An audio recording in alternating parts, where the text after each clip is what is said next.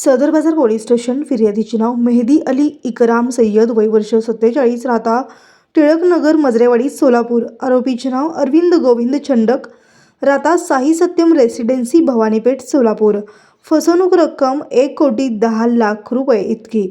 यात हकीकत अशी की वरली वेळी व ठिकाणी यातील नमूद आरोपित मजकूर याने बेळगाव कर्नाटक येथील नीटची परीक्षेचे मॅनेजमेंट करून फिर्यादीचा मुलगा अहमद यास परीक्षेमध्ये 600 गुण वाढवून देतो असे सांगून विश्वास संपादन करून फिर्यादीकडून वेळोवेळी असा एकूण रक्कम वरील वरणाची रक्कम घेऊन दमदाटी करून फिर्यादीची आर्थिक फसवणूक केली आहे, म्हणून तपास सहाय्यक पोलीस निरीक्षक धायगोडे हे तपास करीत आहेत.